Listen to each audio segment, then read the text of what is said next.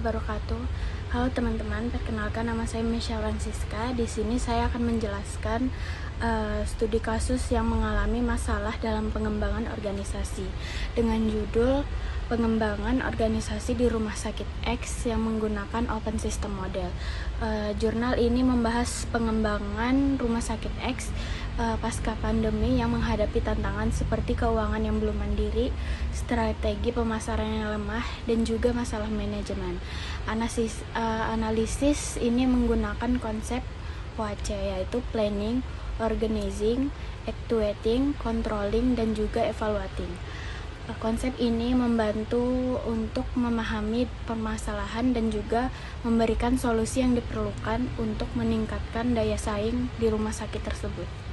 Untuk yang pertama, di bagian planning atau bisa disebut juga perencanaan, itu di rumah sakit X belum memiliki strategi pemasaran yang jelas dan juga efektif untuk menarik pasien. Lalu di rumah sakit X itu juga memiliki kekurangan, yaitu kurangnya branding yang kuat yang dapat menyebabkan daya saing rendah dibandingkan dengan kompetitor. Lalu yang terakhir, tidak ada perencanaan yang matang dalam mengantisipasi lonjakan pasien, seperti saat vaksinasi COVID-19 yang menyebabkan kekacauan operasional.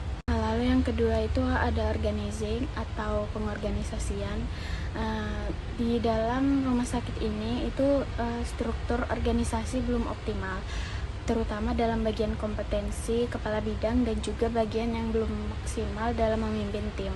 Belum ada juga sistem monitoring dan juga evaluasi yang baik. Itu dapat menyebabkan program-program layanan tidak berjalan secara berkelanjutan. Lalu karyawan di rumah sakit ini masih mempertahankan budaya kerja yang lama yang kurang sejalan dengan visi manajemen, sehingga terjadi resistensi terhadap perubahan. Lalu yang ketiga ada actuating atau bisa disebut juga dengan pelaksanaan. Manajemen belum dapat menjalankan program pengembangan karyawan secara maksimal, sehingga itu menyebabkan kurangnya keterampilan tenaga kerja. Lalu ketidakdisiplinan karyawan seperti jam kerja yang tidak tertata dengan baik itu dapat berpengaruh pada produktivitas organisasi. Lalu minimnya koordinasi antar bagian menyebabkan komunikasi yang kurang baik. Yang keempat ada controlling atau bisa disebut juga dengan pengendalian. Di dalam rumah sakit ini tidak ada sistem monitoring dan juga evaluasi secara berkala. Itu dapat menyebabkan program-program layanan tidak berjalan secara berkelanjutan. Lalu tidak terdapat mekanisme pengawasan terhadap kedisiplinan karyawan yang dapat menyebabkan tingkat produktivitas yang rendah. Lalu yang terakhir ada evaluating atau evaluasi. Belum ada langkah konkret dalam memperbaiki strategi bisnis, terutama dalam hal pemasaran dan juga branding. Evaluasi kinerja tidak sistematis sehingga sulit mengukur efektivitas perubahan yang telah dilakukan.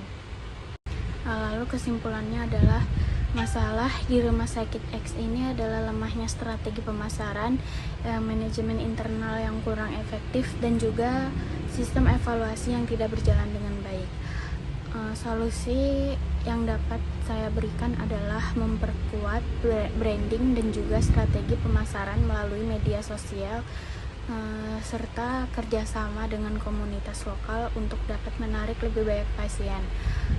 Kemudian itu juga peningkatan kompetensi manajemen melalui pelatihan dan juga rekrutmen berbasis kompetensi akan mengoptimalkan kinerja organisasi.